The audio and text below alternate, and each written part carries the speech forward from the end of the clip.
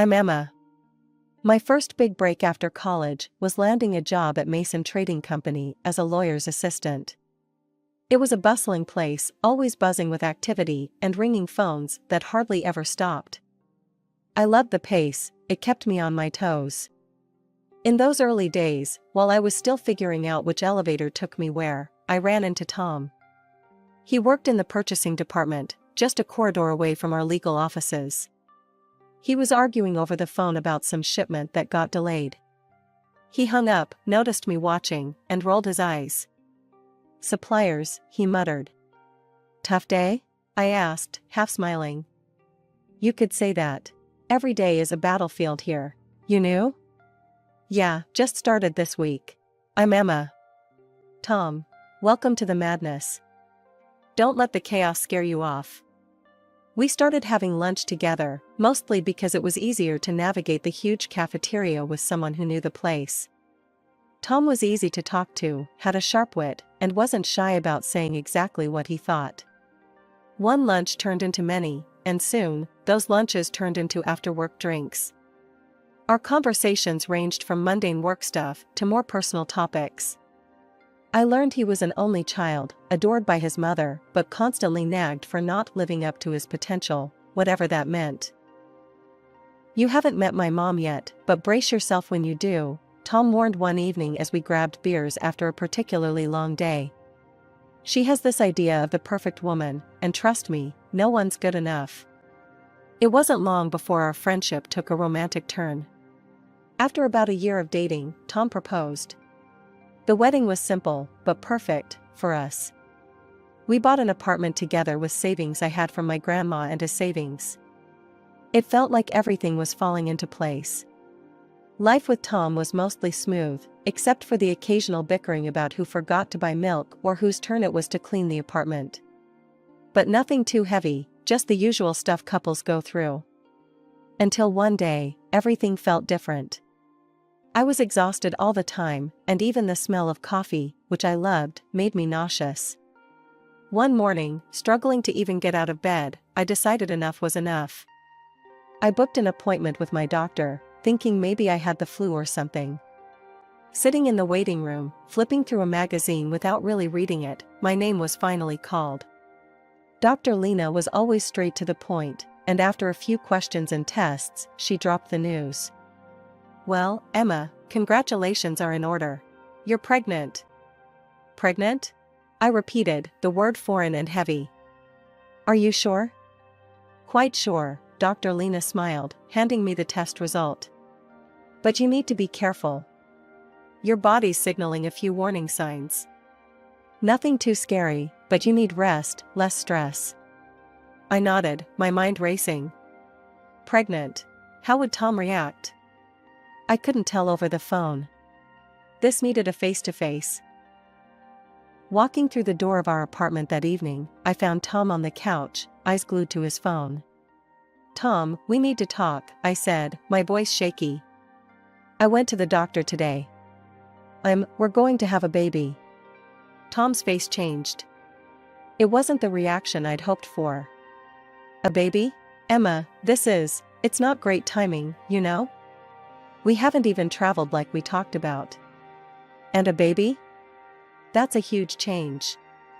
I felt a pang in my heart. "I know it's unexpected, but it's also kind of amazing, right? We're going to be parents." Tom ran his hands through his hair, a sign he was stressed. "I don't know, Emma. It's too much. It's too soon." "Too soon for a family with me?" I asked, hurt coloring my tone. "No, that's not what I mean. I just thought we'd have more time, just us two." The conversation went in circles. Tom saying it was bad timing, me trying to highlight the positive. By the end of it, Tom had closed off, and I was left feeling alone, holding on to a piece of news that should have brought us together but instead was pushing us apart. The next day, I spoke to my boss, Mr. Harlow. I needed some accommodation, given the doctor's orders. "Mr. Harlow, I need to ask for a change. I'm pregnant, and there are some complications. Could I possibly work from home?" Mr. Harlow, who was always more understanding than I gave him credit for, didn't hesitate. Of course, Emma. We'll set up everything you need at home.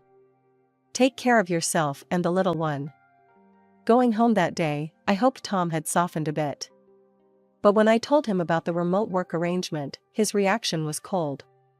So, you're just going to be home now? What about all the plans we had? I thought you'd be happy I found a solution to keep the stress down, I said, trying to keep my voice steady. Emma, it's like you're not even listening. I said it's too soon for all this, Tom snapped back. I went to bed early that night, feeling the distance between us grow. As I lay there, the reality of my situation sinking in, I realized this journey was going to be tougher than I thought.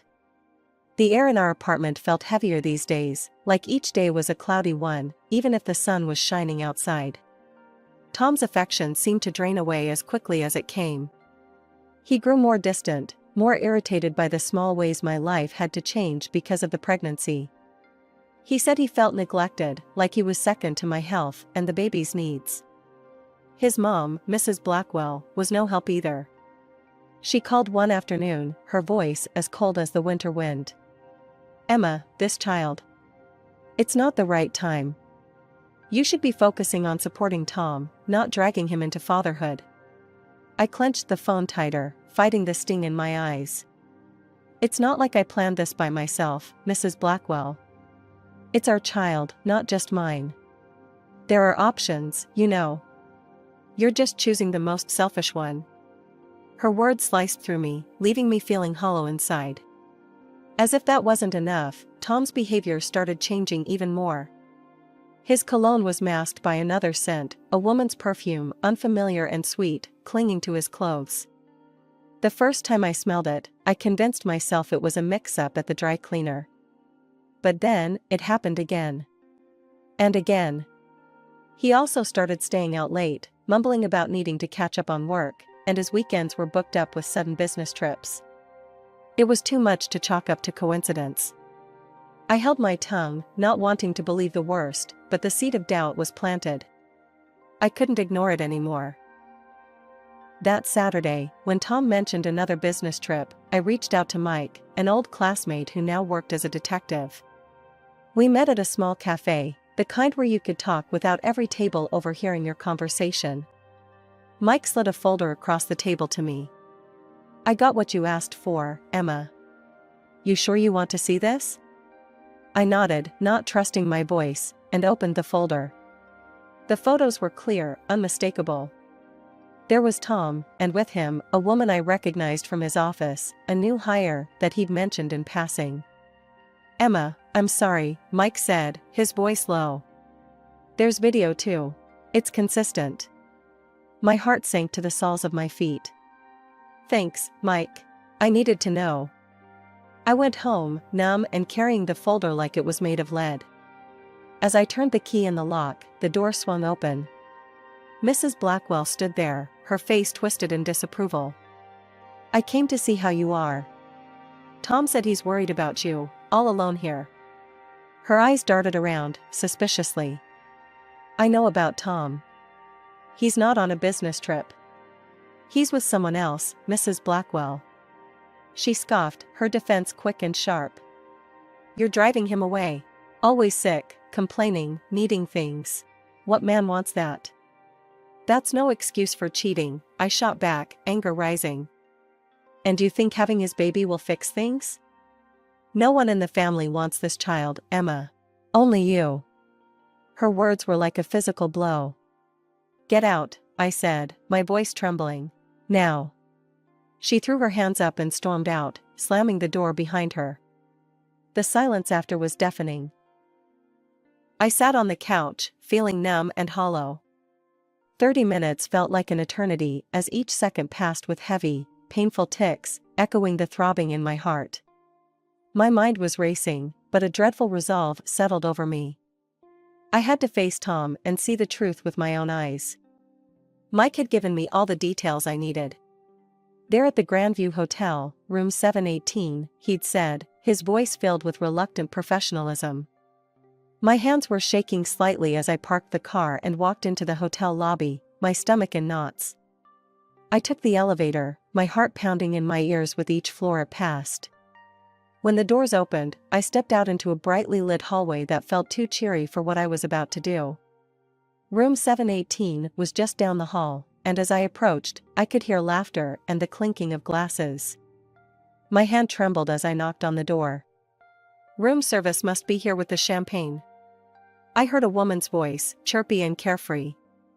After a few seconds that felt like hours, the door swung open.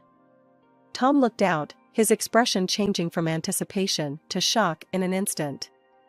"Emma? What? How did you find?" "I know everything, Tom," I said, my voice stronger than I felt.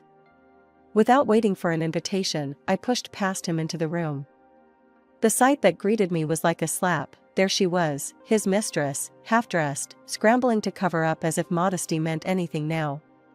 Tom recovered from his initial shock and his face hardened. "Why are you here, Emma? To spy on me? To beg?" "Beg?" I echoed, incredulous, feeling a bitter laugh rise in my throat. "I came for the truth, not that you'd know anything about that." He scoffed, stepping closer. "You want the truth? Here it is. I'm not happy with you anymore. You're always so wrapped up in yourself and this baby." His mistress, now somewhat dressed, smirked and added, "Maybe if you paid more attention to him, he wouldn't be with me." Her words stung, but it was his agreement, the nod he gave her, that twisted the knife deeper. "Yeah, you should be thanking us. We're just waiting for your baby to be born. Then I can finally move on properly." The room spun around me, and a sharp pain stabbed through my abdomen. I doubled over, gasping, the shock and pain mingling into a nauseating swirl. "Tom, I think something's wrong," I managed to say, my voice a whisper of desperation. "Please, call an ambulance." He and his mistress exchanged a look, a quick, dismissive glance, and then he turned back to me. "You're probably just overreacting, like always." They dressed quickly, stepping over me as if I were just another obstacle in their path. The last thing I saw before darkness claimed me was the closing door, the click of it shutting echoing ominously in the cold, empty room. I woke up to the gentle, yet urgent, voice of a maid trying to rouse me. Ma'am, can you hear me?" Her face swam into view as I blinked away, the darkness clouding my vision. The pain was still there, a dull ache that seemed to echo through my entire body. "Where am I?" My voice sounded hoarse, foreign even to my own ears. "You're still in the hotel room, dear. I found you on the floor. I'm calling an ambulance now." True to her word, the next thing I knew, I was being wheeled through the emergency room. The hospital lights were harsh, blinding, as nurses and doctors swarmed around, their voices a cacophony of concern that I could barely comprehend. They asked questions, too many questions, but all I could think about was the betrayal and the pain. Tom never showed up at the hospital. Neither did his mother. Calls went unanswered, their silence more painful than any physical wound. By the time the doctor came with the news that I had lost the baby, the grief was so heavy, so overwhelming, it was all I could do not to scream. The loss was not just a personal tragedy, it felt like an injustice, one that Tom, his mistress, and his mother had a hand in. They had abandoned me, left me alone at my most vulnerable. The bitterness and anger stewed inside me, brewing a storm. After what felt like an eternity, the hospital discharged me. I drove straight to our apartment and began packing Tom's things. Each shirt I folded, each sock I threw into the box, was a severance, a cutting of ties. With his belongings piled in the trunk of my car, I drove to Mrs. Blackwell's house. I didn't bother with niceties. I unloaded his things right in the driveway, letting them fall wherever they may. I didn't knock, I just walked in. Mrs. Blackwell was sitting in the living room, a look of resignation on her face. She knew why I was there. "Emma," she started, her tone weary, "you should just leave. Take what dignity you have left." "Dignity?" I laughed, but there was no humor in it. "You think I came here for a lecture on dignity from you? He's my son.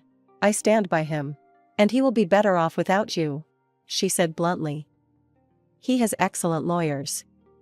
You'll only embarrass yourself. At that, something snapped inside me. Do you even care that your grandchild is gone? That your son left me alone in a hotel room to lose his child? Her eyes flickered away, unable to meet mine. It's a tough situation. It's done, Emma. I stepped closer, my voice low and steady. How did you feel, as a mother, knowing what happened? Knowing your grandchild was lost? She didn't answer, just looked away, a crack in her composed facade. I will see your son in court, I said, the words heavy with promise. You can tell him that. Turning on my heel, I left her sitting there, alone with the weight of her choices. As I walked back to my car, the cool air felt sharp against my skin, but my path had never been clearer. I would fight. Not just for me, but for the life that was lost, and for the truth that needed seeing the light of day. Stepping into the courthouse, I felt every eye on me, or maybe it was just the weight of what was about to happen pressing down. My best friend from college, Lucy, was right beside me. She'd become a shark in the courtroom, known for tearing apart even the slickest defense. When I told her about everything, she didn't hesitate. I've got this, Emma. And don't worry about the fees. This one's on me, Lucy had said, her voice fierce and reassuring. We sat at our table, papers neatly arranged, evidence at the ready. Across from us, Tom and his mistress looked confident, a smugness that irked me. As the proceedings began, their lawyer painted a picture of me as unstable, broken by grief into fabricating stories. The plaintiff has suffered immense emotional distress, yes, which has led to these wild accusations. There is no substantial evidence of any affair or wrongdoing on my client's part. When it was our turn, Lucy stood, her presence commanding the room. Your Honor, not only do we have substantial evidence, but we also have a testimony that will corroborate everything my client has claimed. She presented the photos first, clear and undeniable proof of the affair, passed around for the judge and eventually to the opposing counsel who looked visibly shaken as they viewed them. Next, Lucy played the video from the hotel. The room fell silent as the scene played out. I enter the hotel, then Tom and his mistress, laughing, hugging, leave the hotel without a hint of concern. But that's not all, Lucy continued. She called the maid who found me to the stand. Her testimony was simple, but powerful. I found her on the floor, unconscious. They were gone. She could have died. Tom's face had gone white, and his mistress couldn't sit still, her leg bouncing nervously. When they were given a chance to respond, Tom stood up, his voice shaky. This isn't how it looks. We were just scared and confused. Scared? So you leave your pregnant wife unconscious on the floor? Lucy shot back, her tone icy. The judge took everything into consideration, the weight of the evidence, the testimonies. After what felt like a lifetime, he spoke. I find in favor of the plaintiff, Emma Blackwell. The evidence of infidelity and negligence is overwhelming. I am granting a 50-50 division of all marital assets, as well as financial compensation for the emotional distress caused by the actions of the defendants. As we walked out of the courtroom, Lucy elbowed me gently, a victorious glint in her eye. How's that for justice? I managed a small smile, feeling a mix of relief and sorrow. Thanks, Lucy. I couldn't have done this without you. Life had been limping back to normal after the courtroom drama. I bought a small apartment, and every new piece of furniture, every picture hung, was a step away from my past torment. The only shadow that loomed over my fresh start was seeing Tom and his mistress together at work, a constant reminder of the betrayal. One afternoon, as I was sorting through some legal briefs, my phone buzzed with a number I hadn't seen in a while. It was Tom's mother, Mrs. Blackwell. Emma, could we meet? I need to talk to you. Her voice trembled over the phone. I hesitated, memories of our last encounter flashing through my mind. Why should I meet you, Mrs. Blackwell? It's about Tom and your company. Please, I wouldn't ask if it wasn't important. Curiosity piqued and a bit of old loyalty to the company that stood by me, I agreed. We met at a small cafe, away from prying eyes. She looked worn, her eyes rimmed with red, as if she had been crying. Tom, he's not the boy I raised anymore, she started, not meeting my eyes. He and that woman, they're planning to cheat the company, sell off assets, and they want to force me out of my home. Her words hung heavy between us. I was still processing when she grabbed my hand, her grip surprisingly strong. Please, you're the only one I can trust to stop this. The plea in her eyes was real, but so was my reluctance.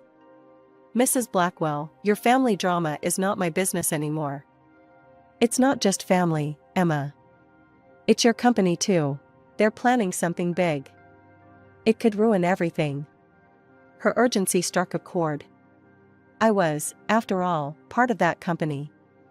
It had given me a chance when I was just a college grad, and many of my colleagues were like family.